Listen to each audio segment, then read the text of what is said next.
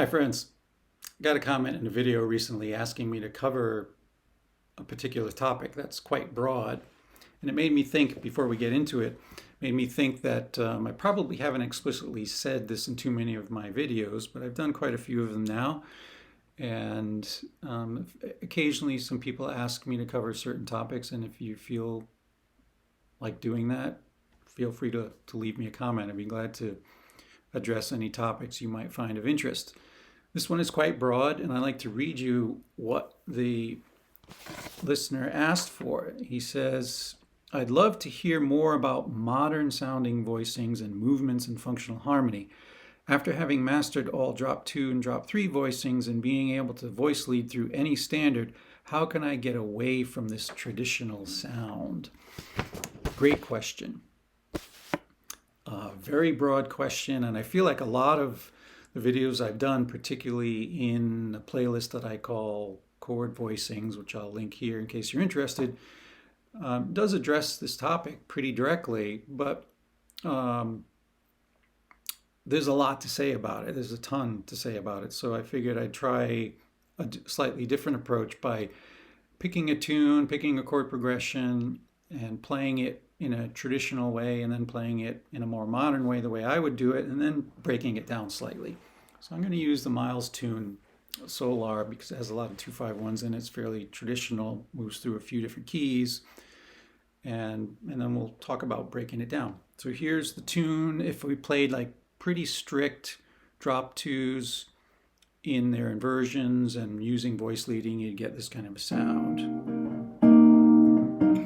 C minor to F major, 2-5 to E flat,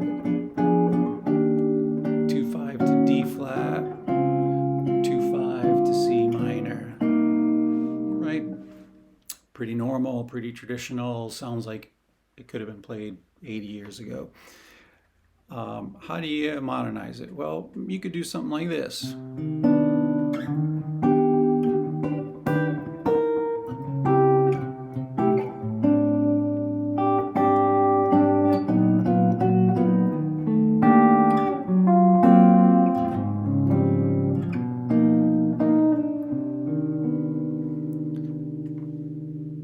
Just as an example. So what are some of these ideas? Well,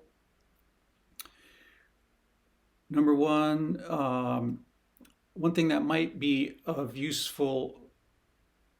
useful idea for you is to think, rather than playing a lot of roots, you play some rootless voicings by moving up scale degrees. And what I mean by this is, like, let's take the first chord, C minor 7. If we move, instead of that C, we're thinking of this as a C minor 7, but I'm going to move to E flat and play the third and play this voicing, which looks like an E flat major 7 chord or an E flat major 9 chord, but I'm thinking of it as a C. I don't want the C because the bass player is going to be playing that. I'm going to play the third.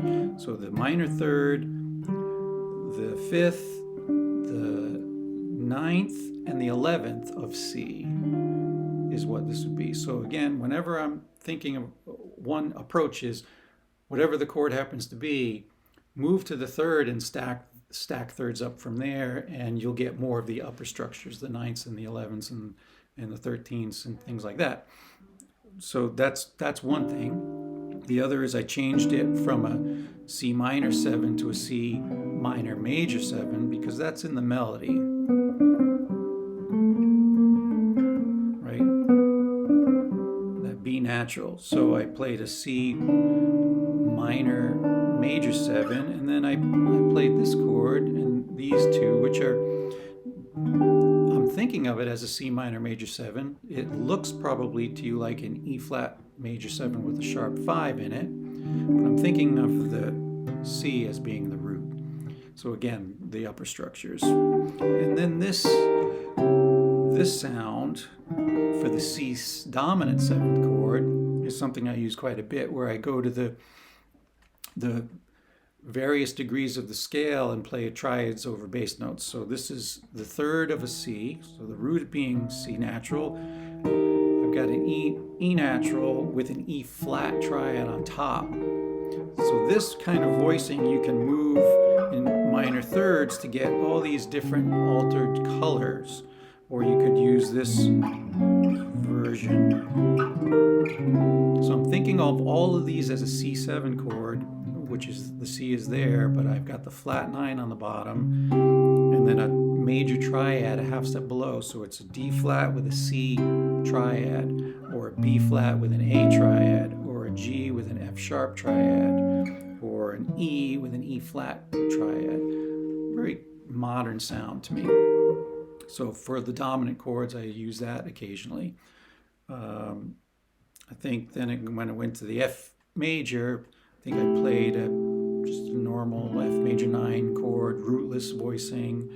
And then another version of, I'm thinking of this as F, you might look at this and say, oh, that's an A minor 11 chord, but I'm thinking of it as an F major. So again, the upper structures. And then when it changes to F minor, I just moved the A to an A flat. So I got this A flat, what looks like an A flat Lydian voicing, but I'm thinking of it as an F minor. Then when I got to the dominant B flat, I played another triad over bass note, B flat with a B natural triad, but I added some melodic movement. I find this much more modern sounding for guitarists to play more pianistically by adding movement in some of the voicings to get that sort of a effect. And then it goes to the 1 chord E flat. I play this voicing, which is a Lydian sound, the root, the sharp 11, the 5th, the 9th, the 7th, and the 3rd. And then when it went to the 2-5, here's the normal version, the traditional version, 2-5 to D flat. I played this voicing for both the 2 and the 5 chord. So this is another concept that is good to expand on, which I've talked about in previous videos that you can dig through, where you think in terms of chord scales rather than in terms of chord voicing stacked in thirds. The whole scale is available to you, typically 7 notes in a scale. All of them can be used in various combinations and various intervallic structures to get interesting sounds. So I'm thinking of this as an E flat minor and as an A flat 7, but I'm not playing the roots. And then I think I played this for D flat major 7, a Lydian sound, and then maybe I did this, I don't remember, a G altered sound back to the beginning. So again, there's no rules to any of this stuff. You're only limited by your imagination.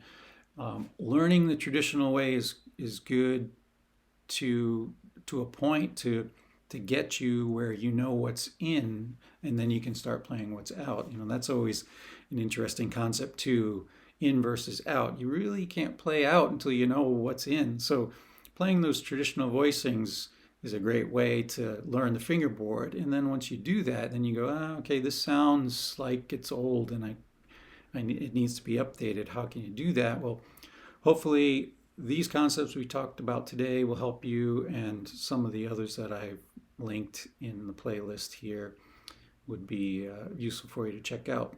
So again, if you find there are any other topics you'd like me to cover, feel free to leave a comment. I'd be glad to help.